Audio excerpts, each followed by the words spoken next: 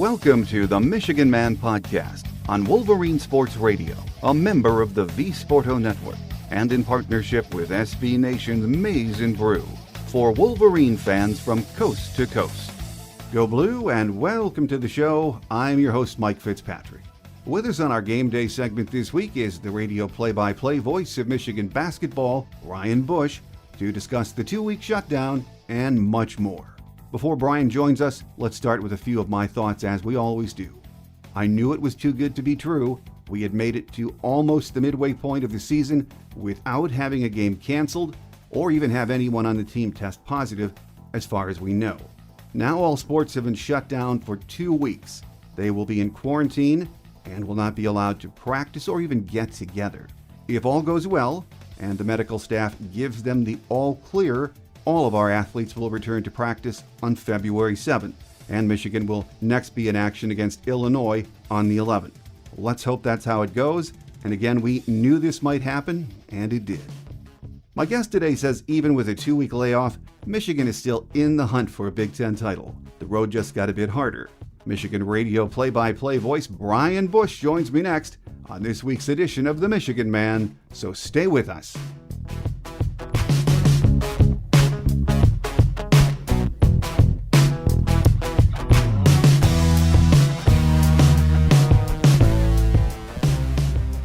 Here with us on our game day segment this week to talk Michigan basketball is the radio play-by-play voice of the Wolverines, Brian Boesch. Brian, welcome back to the show. Thanks for having me, Mike. Glad to be here. Well, the big news, of course, now that cropped up over the weekend is the 2-week shutdown of Michigan athletics, and that's across the board. This sort of came out of nowhere, didn't it, Brian? Yeah, it did, and it's interesting. I mean, remember to what the conversation was in the couple of hours before the Michigan-Purdue game, the concern about Sasha Stefanovic and his positive test, and how would that game still happen? Purdue leaning upon its protocols and saying that there were no high-risk potential contacts with Sasha. So you feel going out of that game thinking, okay, well, hopefully nothing happens. Hopefully everybody was indeed safe, and then 24 hours after that game ends, you find out the news. It really did, come out of nowhere. I think it boils down to what we've talked about ever since the Big Ten reinstituted football. This was going to be a different athletic year. This is going to be a different circumstance. I never thought that, every Big Ten team would get 20 games in to its Big Ten schedule because you just assumed there were going to be some hiccups somewhere. You just hoped it wasn't going to be with Michigan. And, the shame of it is Michigan was doing really well in terms of not just playing games, but winning games. They had this Penn State game happen on Wednesday like it was supposed to, they would have been caught up with their games. And then, boom, you lose 4 of them plus that, including that Penn State game. And you're sitting there wondering, okay, well, can they get all these in? And that remains to be seen, obviously, once they can get back. But you just think about the players in this spot and all they've had to go through and all the stoppages. And, you feel bad for players who have to quarantine who are doing things the right way. And, by all accounts, that seems to be both basketball programs here. We'll learn more as this shutdown continues. But for now, you just hope that they can, mentally get through what's a difficult time. I mean, you're sitting around in a quarantine during the middle of a basketball season, that's not great for mental health. So, you hope they pull through. And we've been reading there's a coalition of Michigan athletes petitioning for a reversal of the decision, and I really do feel for them, but it is highly unlikely we will get a reversal, isn't it, Brian? Yeah, I mean, from everything that I've heard, and I'm by no means, I'm not a reporter. I'm not trying to dig in too much, but no, I think this is, this came from the county. This wasn't the school that, instituted this. This is something that's above what, even Ward Manuel or any of his staff members can really institute. This was coming from, a health board and from the county.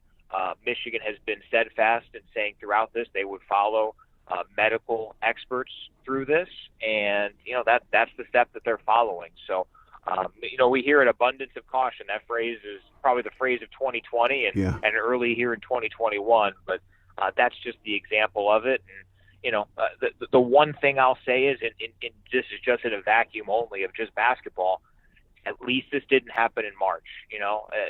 Who knows what would happen if you have to shut down for 2 weeks in the middle of March. I don't think the NCAA tournament is stopping for any one team. So here's hoping that this is the only time we have to contend with this. Well, there's been a lot written about this decision in the last few days, Brian, and bad enough you have 5 games wiped off your schedule, but not being able to practice for 2 weeks, that really does have the potential to completely disrupt each of these teams' rhythm, doesn't it? Yeah, that's in terms of the basketball aspect, my biggest concern. I mean, you think about what it was like. I mean, this really is, for 2 weeks, what the players were enduring for 2.5, 3 months when they weren't allowed in any athletic building. They can't go and shots up somewhere. They're supposed to be quarantined. So, in June and July, when they were just ramping back up, it was a slow process. Now they're going to sit out for 2 weeks and then try to come back. And, right now there's a scheduled game on Thursday the 11th against Illinois.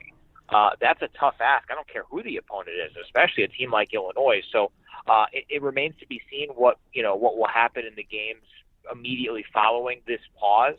But yeah, I mean, it certainly stunts any sort of momentum that Michigan did have. And as we know from watching them, there was plenty of momentum on the Wolverine side. Oh, absolutely. And as we have just mentioned, 5 games have been wiped off the schedule, and it will be tough enough just to get restarted on the 11th of February. But is there any thought these 5 games are going to be made up?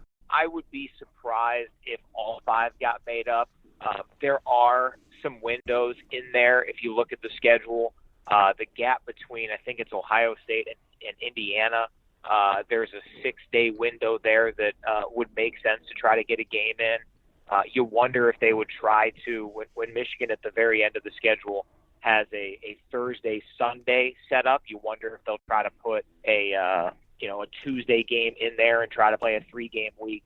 And I still wonder if there will be a Big Ten tournament.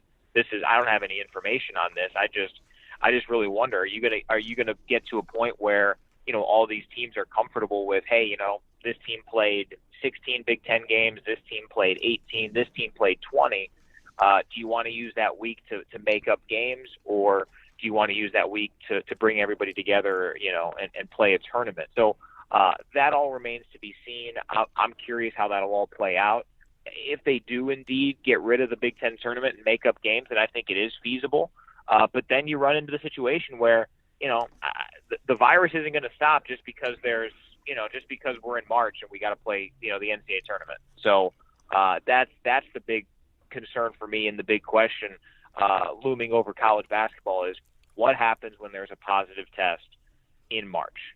How does the NCAA tournament handle it? How does the committee handle it for seeding? And once the bracket is set, what goes from there?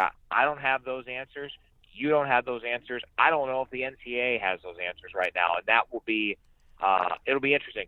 Normally this time of year we're talking about the bubble in terms of who's in or who's out. This year I think we're going to be talking about who's in and who's out from a COVID perspective, and obviously that's such a shame, but it is the nature of the beast. And right now the NCAA seems dead set on we're going to have a tournament. It might look a little bit different, but we're going to have a tournament. Well, I guess it is what it is at this point. We just have to watch how it unfolds over the next 4 or 5 weeks, 2 months really. So, but in the meantime, let's take some time and get your thoughts on this Michigan team, Brian, at really what is midseason and some of the key players and contributors. And I guess the biggest surprise to many of us has been the play of freshman center Hunter Dickinson. He has been absolutely incredible, hasn't he? We all knew he was going to have an impact, right? I mean, that was a gimme. We knew based on his rankings coming in, his experience, his age for being a freshman. He's older for his grade level in college basketball.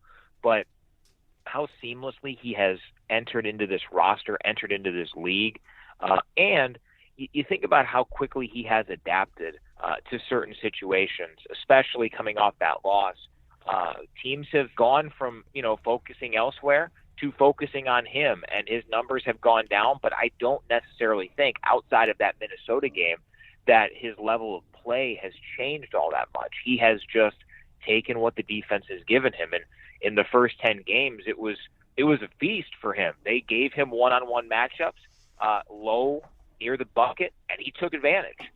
Now they're daring him to give it to somebody else to beat them. And again, outside of that one game at the barn, other players beat them. So I've been really impressed. I think he's done a great job of not just producing, but also staying on the floor. I mean, you think about normally with bigs, there's a huge concern in foul trouble. And really there's only been a couple of games where he's had any sort of concern. Against Purdue, he picked up 2 fouls in the first half and then didn't really have the issue in the second half. There was one game, I want to say maybe it was the Oakland game, where he had 4 fouls late in that game and played through it. But for the most part, you haven't had to worry about that, which for a is remarkable. I've been blown away. You know, I think if you had to pick the best player on this team, Isaiah Livers has given him a run here in recent weeks. But I mean, Hunter Dickinson's been the guy, and what he does more than anything else to me is, yeah, he raises the ceiling a little bit, but I think he raises this team's floor even more, because it really forces teams to pick their poison against Michigan when the Wolverines are on the offensive side. And Michigan has 2 separate styles that can beat you. They can beat you from the outside, and they can beat you from the inside. And that's something that not a lot of teams in college basketball possess. Another player is Franz Wagner, who was, a little bit slow out of the gate this season, but it looks like before the stoppage, he was getting himself into a nice rhythm on both ends of the floor, Brian. Yeah, I mean, defensively is where he's really grown, and it seems to really pop off the screen. You know, I'm not somebody who, I can't tell you the difference or pick up the difference between a guy who's in, say, the 50th percentile defensively and the 60th percentile defensively.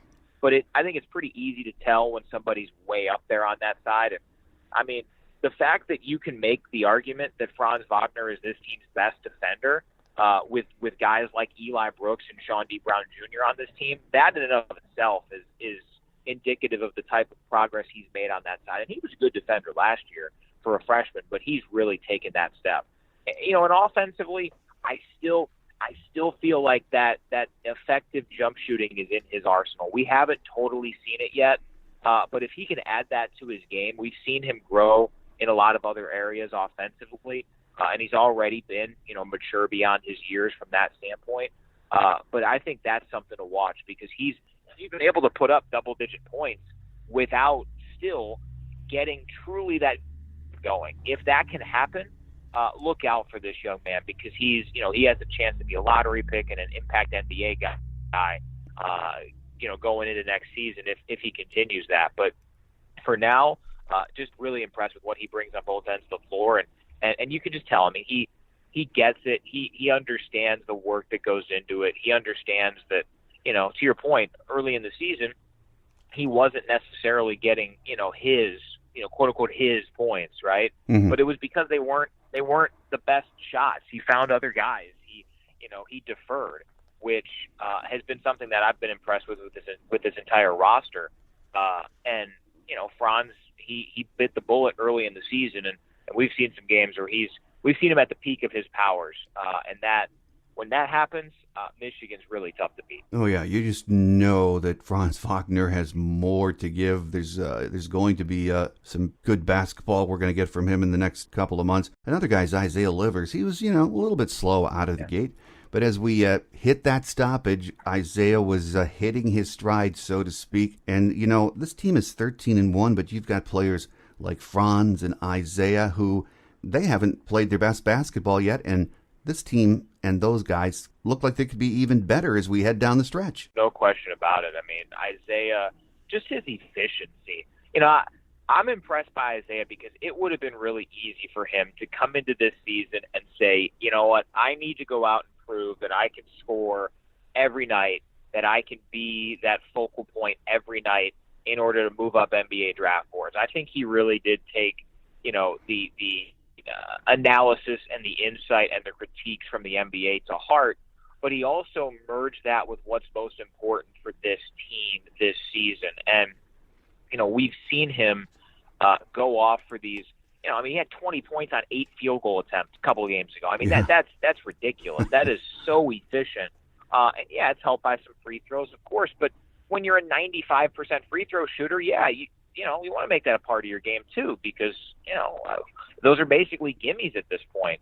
So, from that standpoint, I've just been really impressed with how he has let the game come to him, similar to Franz in that respect, in that, I think Isaiah, if he really wanted to, could go out there and shoot, in the teens in terms of field goal attempts every night and score, 15 to 25 points and say, hey, look at my box score, look at my stats, I'm ready for the NBA.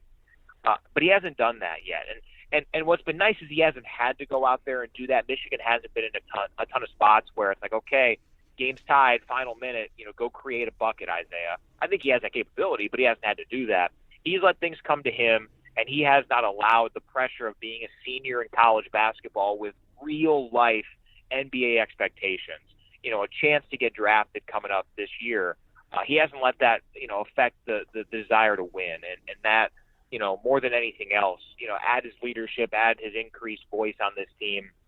I think that most of all has been what has been most important for him and for this team because of it. Well, one of my favorite players over the last few years has been Eli Brooks, and he just one of those guys that does whatever he's asked to do to contribute, plays shutdown D on some of the best scorers in the conference, and in some ways might be the glue of this team, Brian. No question. I think that's the perfect word for him. He is the glue guy. And, it was easy to look at that Minnesota loss and say, he wasn't out there defensively, so, Michigan struggled to slow down Minnesota.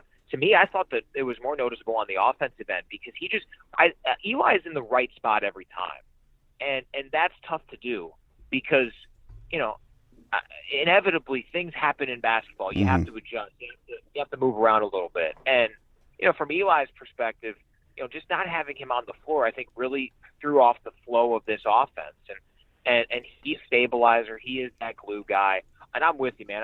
I was really interested in kind of taken aback during this past offseason when people were coming up with different lineups for this team and said, oh, well, Eli can come off the bench. I think Eli is so vital to this team. I think he's when he's 100%, he's a 30-plus minute a guy, automatic. Like you can book that into your starting lineup and into your 40-minute game plan, and you want Eli out there for 30-plus minutes every single night because he does so much, and he does it in a way similar to that Isaiah mindset of he doesn't have to get his necessarily. A perfect Eli Brooks night is 7 points, 5 or 6 assists, 4 rebounds, a couple of steals, and just, and the other, his primary defensive assignment, took more shots than had points. Like that's the quintessential Eli Brooks game. And we've seen that from him more times than not this season. Well, another huge question in the offseason was who would take Xavier Simpson's place. And then Michigan picks up a grad transfer, Mike Smith from Columbia, that I know I had never heard of. He's a different kind of point guard than Xavier was, but he has been really one of the keys to success for this team so far this year. And he really just meshed in from the get-go, didn't he? He did. He's really adapted his game. You think about a guy, he averaged almost 20 shot attempts a game last season. Yeah. And that was because, his Columbia team needed it. They didn't have a whole lot. He was unquestionably their best player. But I think still he's only had one game of double-digit shots this season. So he has been able to completely transform his game and fit as a differently shaped puzzle piece than he was last season. He was the puzzle. He was the puzzle. If you solved Mike Smith or you at least contained him, you beat Columbia. Whereas now he is the piece. He is a piece of the puzzle. And Juwan Howard is somebody who he's not going to say a whole lot. He's not going to give a whole lot to the media. He's not going to use his press conferences to make points. He's going to praise his players. So you kind of have to glean stuff about how he feels about players from what you see on the floor and how he utilizes them. Eli Brooks was injured and did not play against Minnesota. And Mike Smith played the first 37 minutes. Until the game was out of hand, Mike Smith was out on the floor. That right there goes to show you. And I understand that part of that is based around the absence of Eli Brooks. But you don't play a guy for 37 straight minutes if you don't implicitly trust him. And the fact that he's been able to do that, considering the context of this offseason, considering where Mike Smith came from, the Ivy League, a one-bid league, that goes to show you right there that he has earned Juwan Howard's complete trust. And that right there is as good of a sign of current and future success as anything. Well, the bench play has been so solid so far through the first 14 games. Another grad transfer has been one of those reasons, a big reason. Brown Jr., who came over from Wake Forest, he's another player who has meshed. Yeah, same concept. Maybe not as stark of a difference between his role in his previous stop at Wake Forest as Mike Smith's was at Columbia. But, I mean, this is still a guy who started pretty much every night. He was, one of probably the two best players on the floor for Wake Forest. Like Mike, they didn't win very much. So he's come in and embraced that, 20-minute-a-night role. And, man, when he's out there on the floor, those 20 minutes are, he is running around like a madman. Mm-hmm. He is in people's face defensively. He is taking care of business on the offensive end. And he doesn't care how it happens. He just wants to produce. Terry and I have talked on the broadcast. Winning looks good on Sean D. Brown, as it does with Mike Smith. But you can just tell that he has fed off that momentum. He's fed off those victories. It's a grind when you're losing, and especially this year. I mean, if you're losing games, it's got to be in the back of your mind. Like, is this all worth it? Is the COVID test every day? Is no fans? Is all the struggles of this worth it? Those are questions that Michigan players haven't had to ask in previous seasons because there's been so much success here. Well, that hasn't been the case for those two guys. So for them to come in here, you figure they wouldn't care if there were 12,000 plus in Chrysler or if there were nobody. If they're winning, they're going to be happy, and you can see it translate on the floor for Sean D. Brown most of all because he just – what he brings to the table is so much fun to watch. Well, another thing we've noticed since the season started is the fact that team chemistry, it can take time to develop, and in some cases it just doesn't, even with a lot of talent on the floor. But this Michigan team seemed, from the get-go, Brian, to really play as one. And I guess if there was a key word I would use to describe on both ends of the floor when you watch this team, they're unselfish. Yeah, and you think back to the very beginning of the season for that. It's weird that, you look at probably Michigan's worst performance of the year, which was the Oakland game. I know they didn't lose that game, but that was the worst performance of the season. And, you remember Terrence Williams II, a guy, a freshman, who's now as we get into Big Ten play, he's not playing a ton, if at all, in leveraged minutes, during the flow of the game. But he came in and provided such a spark in that game. And I remember being really taken aback by the bench reaction to his performance and that comeback effort. And, again, considering the backdrop to this season, you didn't have the normal bonding opportunities to hang after some conditioning, to get to know each other by going to the movies or going out to eat or going bowling or something like that. They didn't have that opportunity. So for them to seem in game 2 of the season like they had been, that this group had known each other for years, not months over video conferencing, that was really impressive. Now, again, we have not seen this team go through, a legit stretch of adversity on the floor. We've seen plenty of adversity off the floor, and maybe that's why it's been easier for them to deal with the stuff on the floor. But this team seems to really care for one another. I think that starts at the top with the coaching staff. I think it filters down to the leaders on this team, like Isaiah Livers, like Eli Brooks. I think Mike Smith has taken on a bit of a leadership role.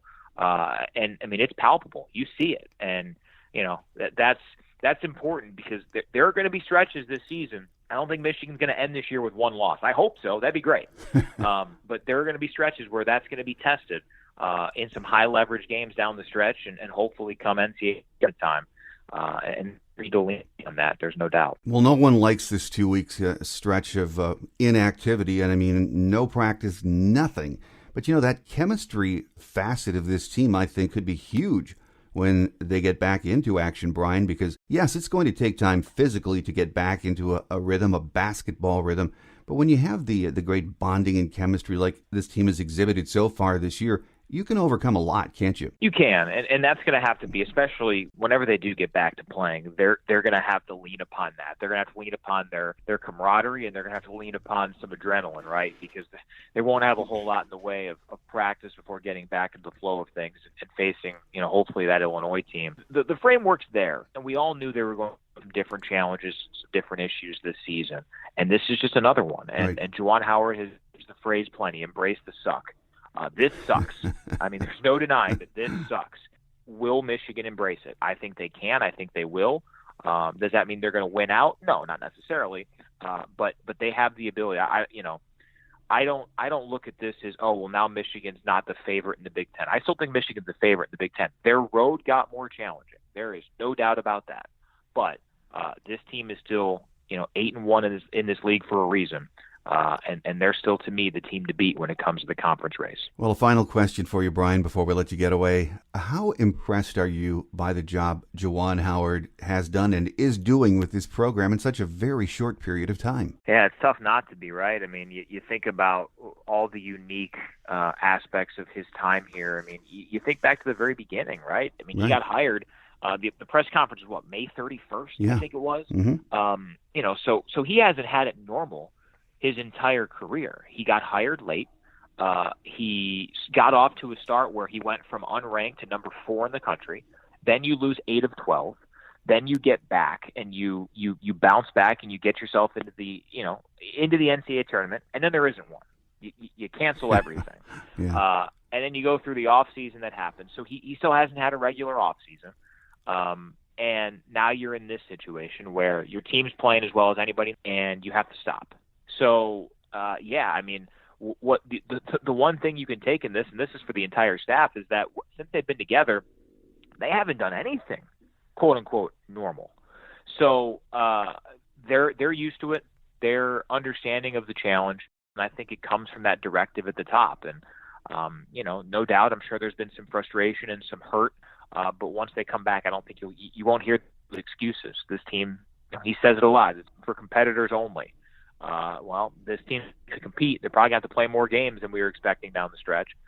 But they'll be ready. I have no doubt about that. With us on our Game Day segment this week has been the outstanding radio play-by-play voice of Michigan basketball, Brian Boesch. Brian, hopefully the next time we get back together, we're talking about the stretch run, the tournament, something that involves actual games being played. So we thank you for taking time from your busy schedule to join us, and we look forward to that next visit very soon. Can't wait for it, Mike. We'll talk to you then, man.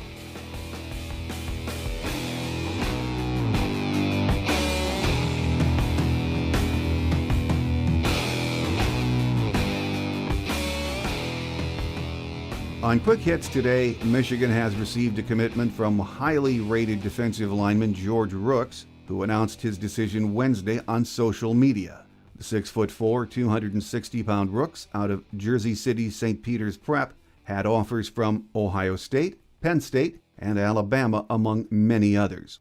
Michigan has 20 commits in the 2021 class. Rooks is rated the number 4 player in New Jersey by 24/7 Sports Composite. He is the son of former Syracuse defensive lineman George Rooks Sr., a 4-year starter drafted by the New York Giants. Michigan's Isaiah Livers and Michigan State's Aaron Henry are among the 10 semifinalists for the Julius Erving Award, which was announced on Wednesday. The annual honor, in its 7th year, recognizes the top small forward in the country. Livers is averaging 14.6 points, 6 rebounds, and 2.4 assists, while shooting 44.8% from three-point range and 48.9% from the field, all career best marks.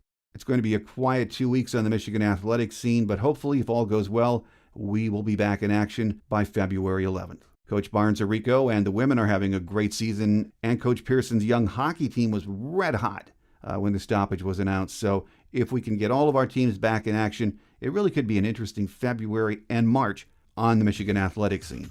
That will do it for this week. I'm your host, Mike Fitzpatrick. Thanks again for taking time from your busy schedule to download and listen to the show. And please tell your family and friends about us. Have a great Wolverine week, everyone. Until we meet again, take care, and as always, go blue. Thanks for joining us today on The Michigan Man, here on Wolverine Sports Radio, a member of the V Sporto Network, and in partnership with SB Nation's Maize and Brew. Our listener lines are open 24/7 for your calls at 313-263-4842. That's 313-263-4842. or email us at the Michigan Man Podcast at yahoo.com. That's the Michigan Man Podcast at yahoo.com. The Michigan Man Podcast is produced at the studios of Robin Lynn Productions, Allen Park, Michigan, and is not affiliated with the University of Michigan. Go Blue!